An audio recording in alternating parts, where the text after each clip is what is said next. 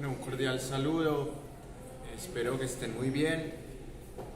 En la clase de hoy vamos a analizar una serie de hechos que sucedieron a principios del siglo XX.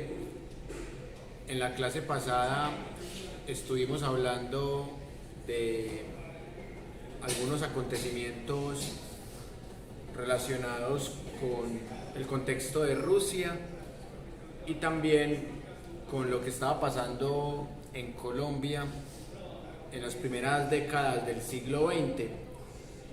La idea de hoy es hablar de algunas causas, algunas consecuencias de lo que se conoce como la Gran Guerra, que luego se llamó la Primera Guerra Mundial, y también hablar un poco de lo que pasó en Colombia, tanto en esta época de la Primera Guerra Mundial como en los años posteriores.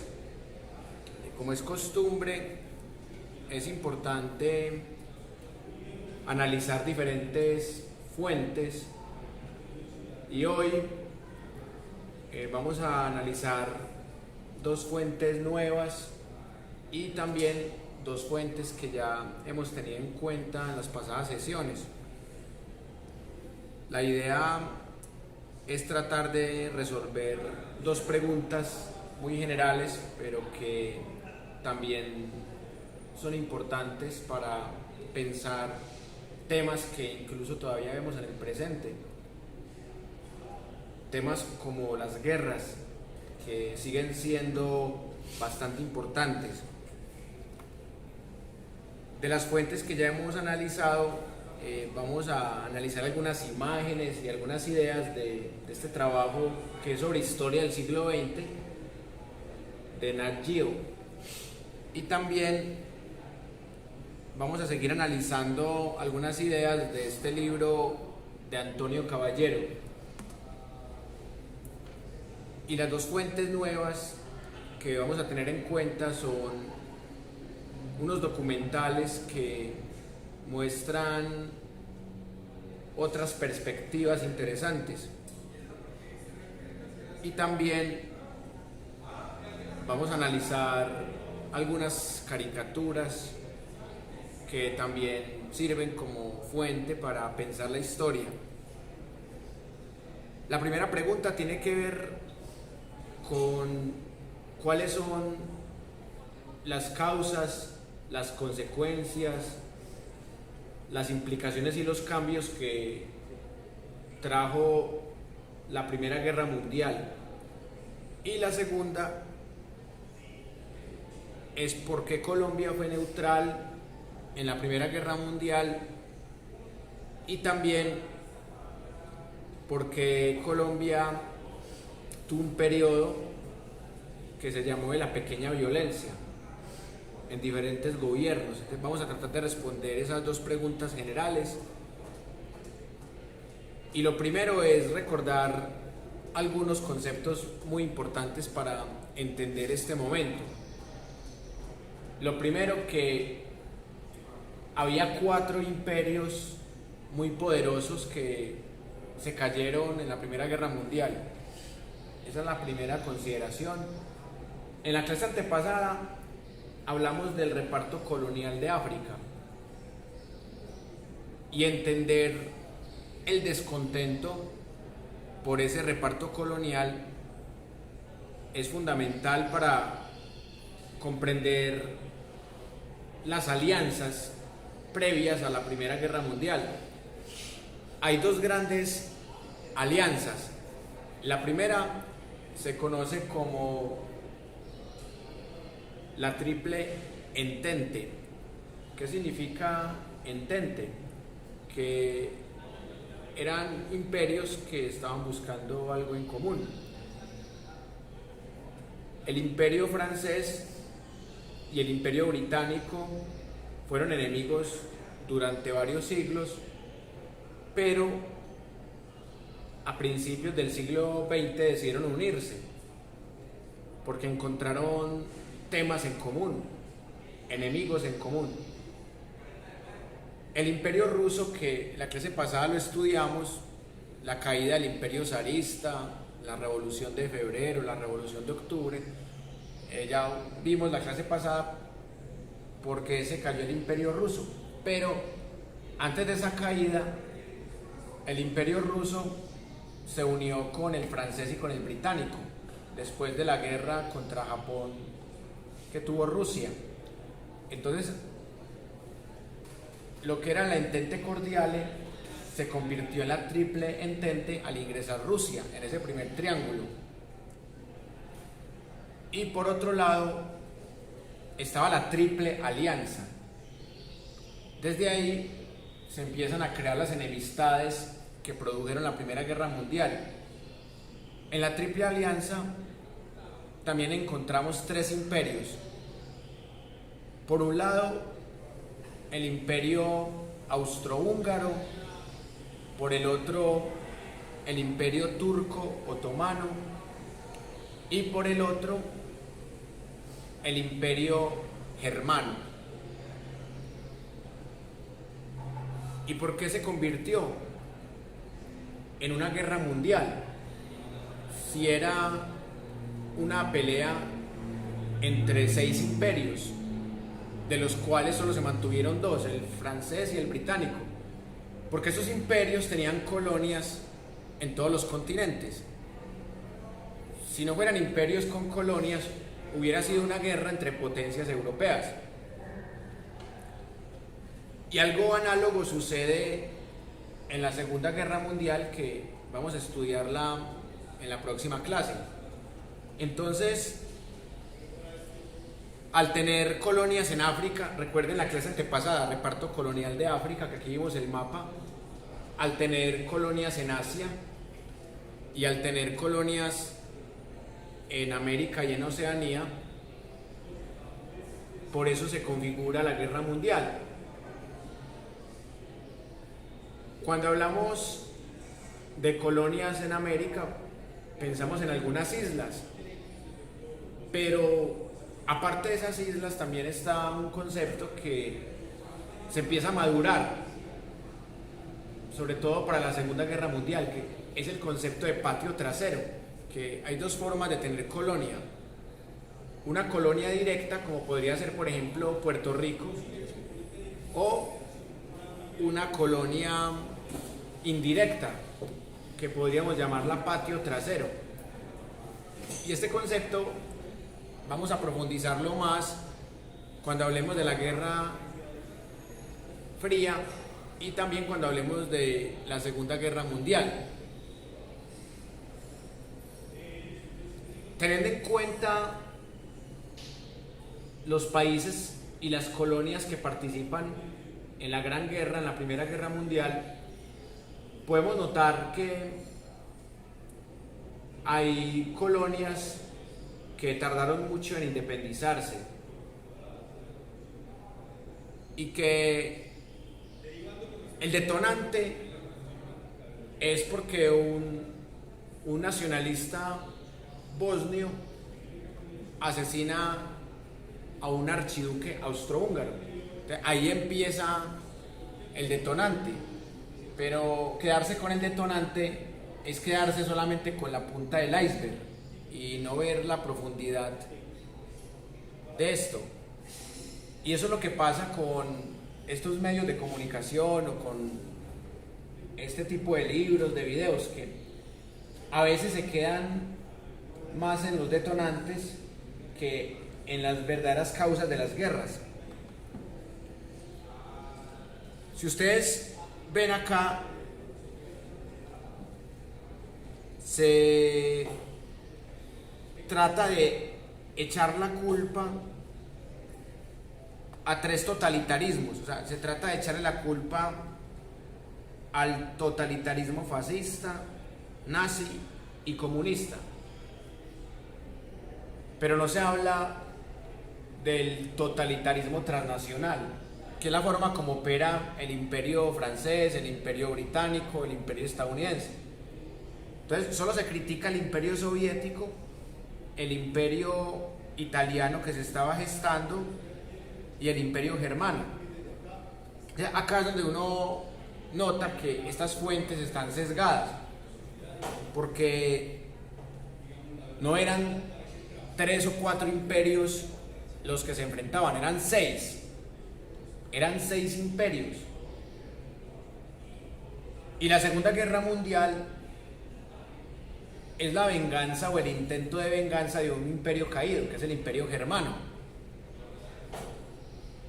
Por eso es tan importante ponerle un ojo crítico a estas fuentes. Acá se habla, por ejemplo, de las ambiciones nacionalistas, del auge industrial, de los avances tecnológicos, como los grandes causantes de la Gran Guerra. Pero más que una ambición nacionalista, es una ambición imperialista. Y más que un auge industrial o un avance tecnológico, es un abuso del avance tecnológico. Entonces, por eso es tan importante analizar por qué se llega a una guerra en donde hay 20 millones de víctimas. Voy a leerles un párrafo para que ustedes vayan viendo cuál es el enfoque de Nat Geo, por ejemplo, en esta guerra, y se van a dar cuenta ustedes que existe una explicación a veces muy superficial. Dice así: las grandes crisis anteriores al año 1914 en Marruecos y Bosnia-Herzegovina habrían podido provocar el estallido de una guerra si uno de los jugadores no hubiera cedido, pero Austria-Hungría no podía ceder en los Balcanes si no era capaz de reafirmar su poder militar frente a Serbia. El imperio reventaría bajo la presión de los nacionalismos que lo integraban, y el momento de afirmarse llegó en el verano de 1914. El 28 de junio, el archiduque Francisco Fernando de Austria, sobrino del emperador Francisco José y heredero del imperio, fue asesinado junto a su esposa durante una visita a Sarajevo, la capital de Bosnia-Herzegovina. Entonces, acá, si uno analiza este párrafo, está diciendo algo que es cierto, pero está queriendo decir que la causa principal de la guerra fue el detonante, cuando realmente la causa principal es el imperialismo, no es el nacionalismo, es el imperialismo, y es el imperialismo tanto de la Triple Entente como de la Triple Alianza. Aquí no se habla, por ejemplo, de las colonias. Aquí se habla, es de la punta del iceberg, como les dije ahora.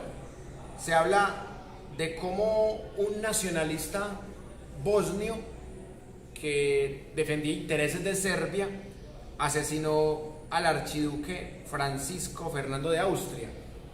Entonces, así Serbia provoca al imperio austrohúngaro. Entonces, al Serbia provocar al imperio austrohúngaro, entonces ya los de la Triple Entente empiezan a defender a Serbia: Francia, Gran Bretaña y Alemania. Y los de la Triple Alianza, por obvias razones, empiezan a defender al imperio austrohúngaro, es decir, el imperio turco otomano y el imperio germano. Italia tiene la particularidad de que en las dos guerras mundiales se ha cambiado de bando. Les dirían en palabras paisas los voltearepas. En las dos guerras se cambiaron de bando, pero en la primera tuvieron la fortuna de ganar, en la segunda perdieron. Pero ese ganar es entre comillas, porque cuando hicieron el reparto les tocó muy poquito,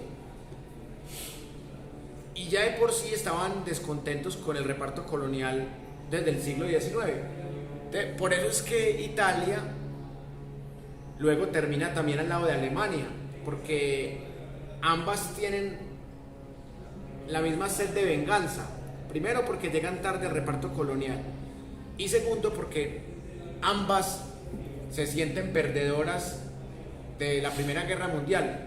Alemania porque realmente perdió, e Italia porque se cambió al bando ganador, pero le tocó muy poquito de colonias, que era precisamente su demanda. Y también hay que hablar del que se mete a las guerras cuando ya están avanzadas, Estados Unidos. Así como Italia se cambia de bando en ambas guerras, Estados Unidos llega tarde a ambas guerras y en ambas guerras queda en el bando ganador.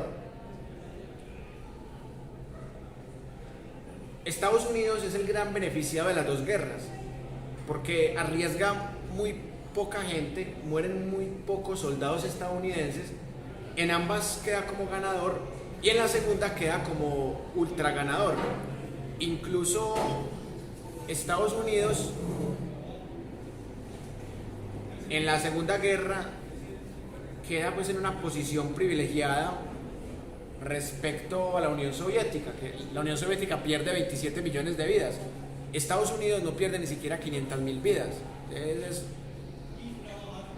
Es triste para la Unión Soviética decir, sí, ganamos la guerra, derrotamos a los nazis enfrentándolos de tú a tú 4 años, pero perdimos 27 millones de vidas. Estados Unidos ni siquiera perdió 500.000 vidas. Para Estados Unidos fue muy fácil ser ganador de las dos guerras mundiales. Pero este tipo de libros solo dicen detonantes, causas superficiales, consecuencias superficiales. Por eso es tan importante hacerle crítica a este tipo de libros. Les voy a leer otro párrafo para que ustedes vean ahí cómo maquillan la realidad de una forma muy disimulada. Dice: el magnicidio, obra del estudiante bosnio Gavrilo Princip, fue instigado por la organización terrorista Unión o Muerte, conocida como la Mano Negra, y formada por ultranacionalistas serbios. En Viena, el atentado contra el archiduque constituyó un verdadero regalo para Hohenzollern y partidarios de la guerra contra Serbia.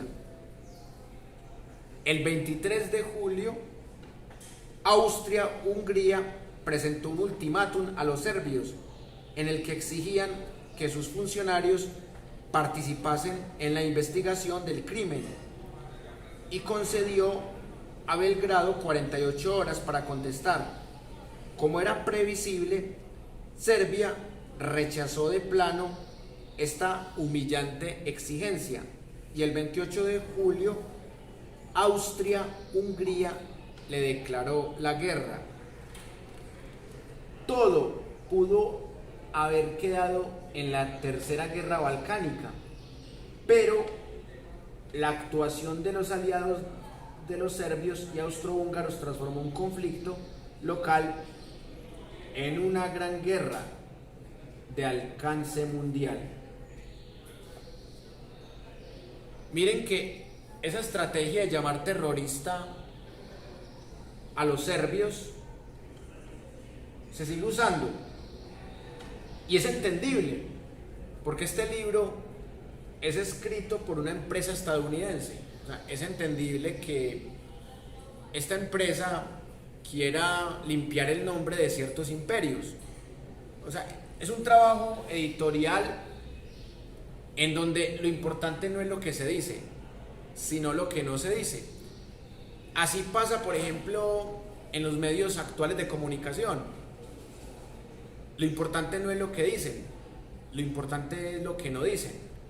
Por ejemplo, la revista Semana. La revista Semana dice las cosas malas del gobierno de Petro. Y más allá de que sean malas o no, pues se vale como ejercicio de periodismo independiente, listo. Dicen las cosas que no les gusta del gobierno de Petro, está bien. Pero esta misma revista, cuando estaba el gobierno uribista de Iván Duque Márquez, saca un titular diciendo 1 año de aprendizaje y pone la foto de Iván Duque.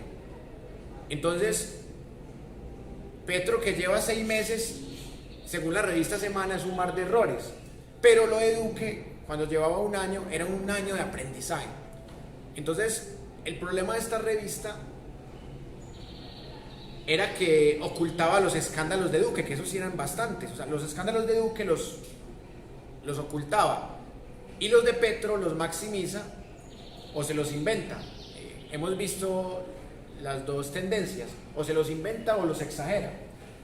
Y claro, el gobierno de Petro ha cometido errores, pues todos los gobiernos en el mundo cometen errores, pero hay de errores a errores. Y es un gobierno en donde hay unos funcionarios que han cometido errores. Irene Vélez, Lizcano, Susana Boreal, que es una parlamentaria que hace parte de la coalición de gobierno. Entonces, claro, de esa misma manera funcionan estos medios. Y si uno mira los medios rusos, también funcionan igual. Los medios rusos, como Actualidad RT y como Sputnik, son muy buenos para ver las cagadas de Estados Unidos. Son excelentes. O sea, si usted quiere conocer la cara negra del imperio de Estados Unidos, mire medios rusos. Pero si usted quiere conocer las cagadas de Putin y del imperio ruso, o las cagadas de la Unión Soviética y Stalin, ahí sí le toca ver medios gringos, como este. Entonces, por eso yo siempre he dicho que dime desde qué fuentes hablas y te diré qué clase de historiador eres. O sea, uno tiene que tener en cuenta todas las fuentes. Y yo he notado que en nuestros contextos se utilizan muy pocas fuentes rusas o muy pocas fuentes chinas u orientales, y que la mayoría de nuestras fuentes son anglocéntricas o eurocéntricas. Y ahí es cuando impera el espíritu crítico. Seguramente, si estuviéramos viviendo en la Federación Rusa, nos tocaría hacer al contrario, empezar a mostrar fuentes occidentales, porque si miramos las fuentes rusas o prorrusas, nunca vamos a encontrar las cagadas del gobierno, que es una dictadura de Vladimir Putin. Y por eso hoy más que nunca, más que repetir datos, más que repetir hechos, hay que mostrar todas las caras de la moneda. Y así podemos darnos cuenta dónde está la manipulación, cómo se construyen las verdades. Son mentiras que se vuelven verdades, o cómo se pueden manipular las verdades a medias. Y si ustedes quieren verdades a medias, analicen cualquier medio de comunicación masivo, sea de izquierda, sea de derecha, sea capitalista. Bueno, ya los medios socialistas no existen, al menos en lo que llamamos Occidente. El socialismo soviético ya no existe. Existen unos remedios de socialismo como en Venezuela, pero eso no tiene nada que ver. Eso ya son como doctrinas bolivarianas petroleras, pero eso nada que ver con el socialismo soviético. Ya un socialismo como el soviético ya no existe. Un socialismo como el chino del siglo pasado ya no existe. Lo único que medio queda del socialismo viejo es el socialismo cubano. Y Cuba pues siempre va a ser un tema de debate, porque fueron colonia española, luego fueron colonia estadounidense, después fueron colonia soviética, y en los últimos 32 años han sido una isla que trata de sobrevivir en medio de las sanciones de Estados Unidos. Es una isla que trata de hacer negocios con China, con Venezuela, y trata de sobrevivir. Y eso es lo poquito que queda del socialismo clásico. Ahora lo que está de moda es el progresismo, que es otra doctrina que también merece un análisis profundo. Por eso quiero que hablemos en la segunda parte del caso colombiano, para que ustedes vean que en nuestra historia también se ven sesgos muy parecidos, verdades ocultas, verdades a medias, manipulaciones, tergiversaciones y falacias. ¿Y por qué ahorita vamos a analizar a Antonio Caballero? Porque Antonio Caballero hace una historia poco ortodoxa, hace una historia más periodística que historiográfica, pero en medio de eso, sin tener tanto rigor como el historiador promedio, tiene más criticidad. O sea que vamos a distinguir dos cosas, que yo puedo tener rigor sin criticidad y puedo tener criticidad sin rigor, o puedo tener las dos, que sería el óptimo, tener una criticidad con rigor. Y eso es lo que uno sueña para la investigación, que sea lo menos imprecisa, lo menos vaga, lo menos sesgada posible. Y vamos a conectar la historia de Colombia con la historia de esta Primera Guerra Mundial que se dio entre 1914 y 1918.